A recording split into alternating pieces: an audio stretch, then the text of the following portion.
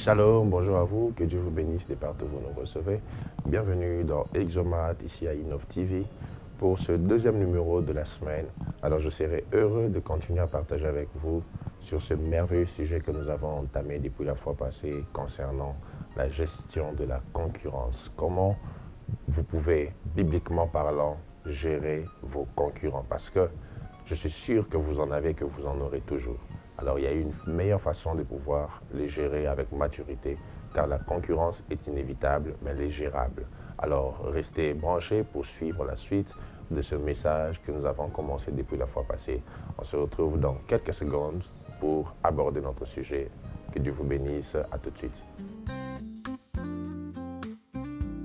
Comme je l'ai annoncé, donc nous sommes en train de continuer ce merveilleux sujet que nous avons commencé sur la gestion de la concurrence. Ici, je vous ai fait voir le portrait de cet homme qu'on appelle Jean-Baptiste. Alors, j'aimerais qu'on relise l'histoire et je vais vous rappeler le contexte de l'histoire qui a engendré une concurrence dans la vie de Jean-Baptiste et de Jésus. La Bible déclare dans Jean chapitre 3, à partir du verset 25, « Or, il s'éleva de la part des disciples de Jean une dispute avec un juif touchant la purification. Ils vinrent trouver Jean et lui dirent, « Rabbi, celui qui était avec toi au-delà du Jourdain et à qui tu as rendu témoignage, voici il baptise et tous vont à lui. » Jean répondit, « Un homme ne peut recevoir que ce qui lui a été donné du ciel.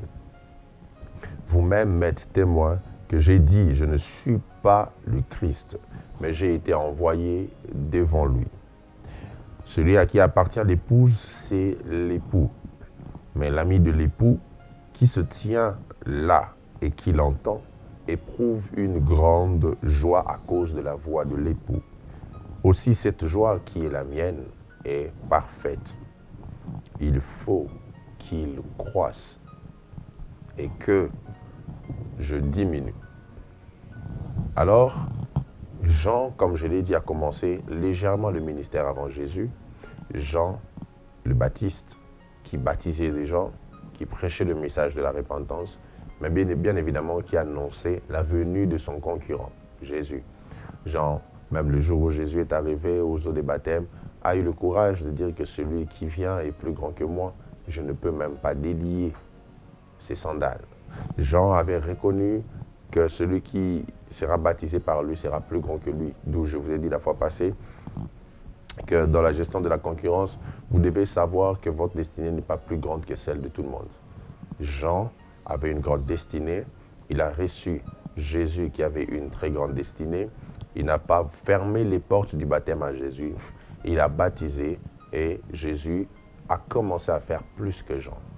Donc, quand on découvre en quelqu'un le potentiel qu'il peut faire mieux que nous, qu'il peut faire plus que nous, on ne doit pas l'étouffer parce que l'homme ne peut recevoir que ce qui lui a été donné du ciel. Si Dieu a donné à quelqu'un plus que ce qu'il vous a donné, alors ne vous transformez pas en adversaire. Admettez cela pour pouvoir réussir. Alors, la deuxième des choses que j'aimerais nous faire voir aujourd'hui pour gérer la concurrence, c'est qu'il faut savoir reconnaître que les autres ont ce qu'on n'a pas. Les autres ont ce qu'on n'a pas. Dieu s'arrangera à ce que vous n'ayez pas tout dans la vie, afin que la vie des autres ait un impact dans la vôtre. Je me suis toujours posé cette question. Dieu appelle Moïse dans Exode 3. Moïse vient vers Dieu, Dieu lui parle, il lui dit, j'ai vu la souffrance de mon peuple, j'ai entendu les cris que lui font pousser ses oppresseurs, je suis maintenant descendu pour le délivrer. Moïse fait un test de miracle et il voit que sa lèpre qui était sortie avait disparu. Donc, Dieu venait de faire un miracle dans la santé de Moïse en ce moment-là pour pouvoir lui rendre apte à réaliser la mission. Mais, Moïse pose un problème que je trouve logique, normal, pour quelqu'un qui reçoit la mission d'aller parler, qui reçoit la mission d'aller représenter. Quelqu'un qui reçoit la mission d'ambassadeur a besoin de sa langue pour bien parler. Et d'autant plus lorsqu'il est au devant de celui qui peut guérir son bégaiement. Moïse dit à Dieu, je n'ai pas la langue facile. J'attendais que Dieu fasse un miracle. J'attendais que Dieu dise à Moïse, dorénavant tu parleras sans problème pour que tu parles à Pharaon. Mais Dieu ne l'a pas fait. Dieu a plutôt dit à Moïse, Aaron parlera à ta place. Donc tu m'appelles pour une mission, mais tu ne me donnes pas l'aptitude de la mission. Sachez ceci, mes frères et sœurs, quand vous vous rendez compte que Dieu vous demande de faire une chose dont vous n'avez pas l'aptitude, c'est parce que Dieu veut que vous sachiez qu'il complète vos manques d'aptitude par les aptitudes qu'il a données aux autres. C'est ce qui fait que certains défauts ne disparaissent pas parce que si ça disparaissait, ça va assassiner d'autres destinées. Dieu gardera certains défauts en vous pour que ces défauts qui sont défauts en vous soient des qualités dans d'autres personnes. Et que lorsque vous vous rencontrerez, que ce que vous manquez soit complété par ceux qui le possèdent. Et c'est très important de savoir que Dieu ne nous donne pas tout. Je n'ai pas tout. Je ne peux pas tout. Tu n'as pas tout, tu ne peux pas tout. Alors, il faut savoir reconnaître que Dieu vous a donné certaines choses et qu'il a aussi donné à d'autres des choses que vous n'avez pas. Regardez la Bible dans Genèse chapitre 1er, à partir du verset 14. La Bible dit, Dieu dit, qu'il y ait des luminaires dans l'étendue du ciel pour séparer les jours d'avec la nuit, que ce soit des signes pour marquer les époques, les jours et les années, et qu'ils servent de luminaires dans l'étendue du ciel pour éclairer la terre, et cela fut ainsi. Dieu fit les deux grands luminaires, le plus grand pour présider le jour et le plus petit pour présider la nuit. Il fit aussi les étoiles. J'aime beaucoup cette histoire parce qu'on voit ici que Dieu permet au soleil d'être plus grand que la lune. Le soleil est le plus grand luminaire qui préside le jour. Mais il y a une capacité que la lune a, que le soleil n'a pas, c'est de briller la nuit. Le soleil n'arrive pas à briller la nuit, mais la lune est capable de briller la nuit. Donc, même le plus petit luminaire a ce que le grand luminaire n'a pas. Même les plus petites personnes peuvent avoir ce que vous n'avez pas dans votre grandeur. Un jour, un homme grand que je connais, un homme très élevé, très béni, me racontait une histoire qui m'avait beaucoup fasciné et enseigné en même temps. Il passait en route, il venait d'une église, il a vu un homme, et c'est quelqu'un qu'il connaît, mais qui était un peu bizarre. Malgré lui, il a pris quand même ce monsieur dans sa voiture, et il partait, il causait en route, et il s'est fait qu'il a eu une crevaison. Et cet homme qu'il avait pris a fait ce que lui ne pouvait pas faire. Il a démonté le pneu, il a changé le pneu, il a été apte pour résoudre ce problème comme lui, l'homme riche, ne pouvait pas le faire. Et ce jour-là, il a compris que malgré qu'on est grand, les petits peuvent faire ce qu'on ne sait pas faire dans notre grandeur. La lune sait faire ce que le soleil ne sait pas faire dans sa grandeur. La lune sait briller la nuit. La lune sait briller la nuit. Même si tu as de l'huile, comme cette femme, cette veuve, qui avait de l'huile dans sa maison.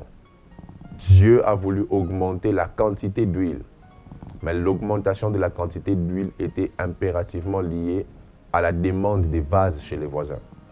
Parce que tu peux avoir un peu d'huile, mais j'ai des vases qui peuvent augmenter ton huile. Et cette femme a demandé partout dans le voisinage qu'on lui donne des vases pour qu'elle soit capable de remplir de l'huile pour vendre et payer la dette qui a failli coûter la vie de ses enfants. Quand je lis cette histoire, je me dis toujours, et si cette femme n'avait pas de bonnes relations avec les voisins? Et si cette femme ne comprenait pas que l'augmentation de l'huile est liée à la capacité à aller vers le voisin pour dire, voisin, j'ai de l'huile, mais je manque le vase. Prête-moi ton vase pour que j'y mette de l'huile. Pour que j'y mette de l'huile. Tu as besoin d'un vase pour que tu aies plus d'huile. Tu as besoin de comprendre que les autres sont importants. Vous savez, même dans Exode 12, où On parle de l'histoire de la délivrance d'Israël, comment Dieu avait demandé qu'on immole l'agneau et que chaque famille puisse consommer l'agneau. Déjà, vous verrez que l'agneau se mangeait en famille. C'est en famille qu'on devait manger. Et même Dieu dit, si la famille est peu nombreuse, qu'elle mange avec les voisins. Ce qui fait que Dieu n'a pas laissé à quelqu'un le droit de manger tout l'agneau. Dieu a plutôt permis que chacun mange une portion de l'agneau. Ce qui veut dire que si on veut reconstituer l'agneau dans son entièreté, on n'a pas besoin que d'une seule personne, car personne n'a consommé tout l'agneau. Chacun a mangé une partie de l'agneau. Peut-être que l'autre a mangé l'oreille, l'autre a mangé le pied, l'autre a mangé la cuisse. Et pour qu'on voie l'agneau dans son entièreté, on doit rassembler tous les consommateurs. C'est la raison pour laquelle, mes frères et sœurs, personne n'a l'exclusivité de la connaissance de Dieu parce que chacun de nous a mangé une partie de l'agneau. Si tu penses que ce que Dieu fait avec toi, c'est le meilleur, c'est ce qui est bien, alors tu n'as pas compris que Dieu ne t'avait pas donné tout l'agneau. Dieu avait donné l'agneau pour que toute la famille puisse manger. Afin que lorsqu'on aura besoin de voir l'agneau, que ce ne soit pas qu'un seul homme qui se présente, mais que ce soit tous les hommes réunis qui se présentent, où dans chacun il y a une portion de l'agneau. C'est la raison pour laquelle lorsque le fils prodigue revient, son frère se plaint pour une fête à son honneur. Mais le père dit, écoute, le veau est déjà là. La fête qu'on fait, tout ce qui est à moi et à toi. On ne peut pas tuer deux veaux pour une fête, car bien que le veau est tué pour celui qui était perdu, même celui qui n'était pas perdu peut consommer le veau. Donc, Dieu veut voir en nous la capacité de pouvoir croire, la capacité de pouvoir travailler dans la conscience que les autres ont ce qu'on n'a pas. Je suis heureux de savoir que tu as ce que je n'ai pas. Je suis heureux de savoir que si j'ai besoin de X ou Y chose, je viendrai vers toi. Quand tu vois que quelqu'un a ce que tu n'as pas, ne le combats pas. Soutiens-le. Encourage-le. Quand tu vois que quelqu'un sait faire ce que tu ne sais faire, ne le combats pas. Ne dis pas que ce qu'il fait, ce n'est pas logique. La logique, ce n'est pas ton cerveau. La logique, c'est Dieu qui l'a établi. Quand Dieu a donné à quelqu'un un potentiel que tu n'as pas, reconnais-le. Reconnais-le.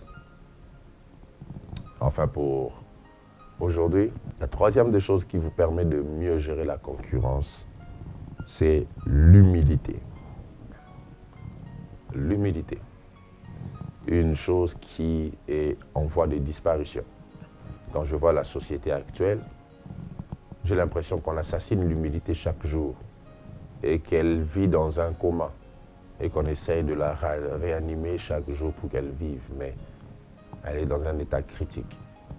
L'humilité. L'humilité qui nous fait voir les autres comme étant plus grands que nous. J'ai toujours dit ceci. L'humilité, c'est comme un parapluie. Le parapluie vous empêche d'être mouillé quand il pleut, mais elle vous fait marcher sur une terre mouillée. Donc quand vous avez un parapluie, la pluie ne touchera pas votre corps, mais la terre sur laquelle vous marcherez sera mouillée. Ça veut dire ceci, l'humilité vous fait marcher dans la gloire, mais ne vous permet pas d'être mouillé de gloire. L'humilité vous préserve d'être mouillé de la gloire, mais vous permet de marcher sur la gloire. Donc, ce n'est pas vous qu'on doit glorifier. Dieu doit être glorifié. L'humilité vous préserve de la glorification, de la gloire personnelle. L'humilité vous couvre pour que vous marchiez sans tomber dans l'orgueil. Et l'humilité est la seule chose qui vous permettra de dire « Je reconnais que ce frère fait plus que moi. Il chante mieux que moi. Il prêche mieux que moi. Il maîtrise l'informatique mieux que moi. Il filme mieux que moi. » Seule l'humilité vous fera reconnaître les autres comme étant supérieurs à vous. On dit à Jean-Baptiste, celui que tu avais baptisé, lui aussi il est en train de baptiser. Jean-Baptiste dit, il faut qu'il croisse et que je diminue. Celui qui est prêt à diminuer pour laisser les autres croître, Dieu sera prêt à le faire croître. à cause de son humilité. L'humilité vous garde les pieds à terre. L'humilité, c'est une chose pour laquelle vous devez vous battre tous les jours, parce que l'orgueil guette tout le monde. Certaines personnes paraissent humbles, parce qu'elles n'ont pas encore ce qui rend orgueilleux. L'humilité, mes frères et sœurs, c'est un grand exercice, surtout quand vous l'avez goûté à la gloire. L'humilité est plus difficile quand Dieu vous a sorti d'une situation précaire et qu'il commence à vous bénir. Les gens voient que vous êtes béni. Et que là, vous restez toujours naturel, vous restez humble. Alors ça, c'est l'humilité. L'humilité, ce n'est pas la fausse modestie. La fausse modestie, moi, j'ai toujours dit que c'est une humilité orgueilleuse. Vous savez, il existe une humilité orgueilleuse, où quelqu'un peut dire, moi, je suis humble. C'est l'orgueil de l'humilité. Donc, il est orgueilleux d'être humble. Si vous voulez voir l'assassinat de l'humilité, regardez les chaînes de télévision congolaises chaque dimanche où les musiciens passent pour se critiquer. Vous allez voir qui assassine l'humilité. Et je comprends que ça soit l'un des grands fléaux chez les musiciens. Parce que le maître de l'orgueil, qui est Satan, était un choriste, un musicien. Et je vais chuter en vous faisant voir ceci. Quand vous avez un problème, une faiblesse, Dieu peut envoyer des anges pour vous délivrer. Mais quand vous souffrez de l'orgueil, Dieu ne délègue personne. Il vient lui-même. La Bible dit que Dieu résiste aux orgueils. Pas l'ange de Dieu, Dieu lui-même résiste aux orgueilleux. Il ne délègue pas un ange. Lui-même, il viendra te résister si tu es rempli d'orgueil. Dieu viendra te résister. Pas un ange, Dieu lui-même. Et je peux vous assurer, dans chaque être humain, il y a une portion d'orgueil. Qu'est-ce qu'il faut faire? Il faut la combattre. Il faut l'assassiner. Il faut la détruire. Vous savez, tous les complexés sont victimes de l'orgueil. Que ce soit ceux qui ont le complexe de supériorité ou d'infériorité, tous souffrent de l'orgueil. Pourquoi? Parce que celui qui a le complexe de supériorité est orgueilleux du fait qu'il pense qu'il est plus que les autres.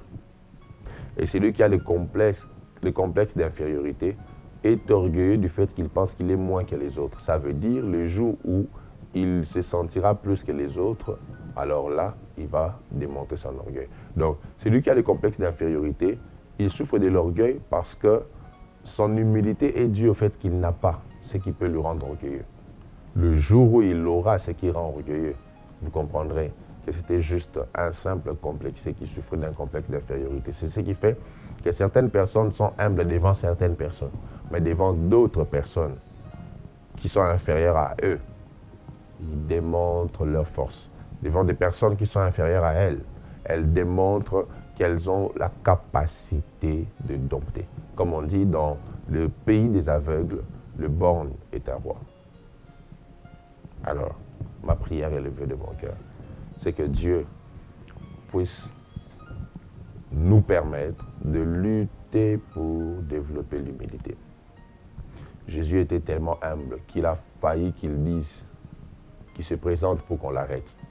Il était tellement confondu avec ses disciples qu'on ne pouvait pas l'identifier. L'humilité. Que Dieu libère cela dans ta vie, au nom de Jésus. Que cette semaine soit une semaine où on va ressusciter ensemble l'humilité, afin qu'elle nous caractérise et qu'elle nous conduise. Celui qui a plus que toi, dis merci à Dieu pour lui. Celui qui a moins que toi, respecte-le. Que Dieu vous bénisse. À la prochaine.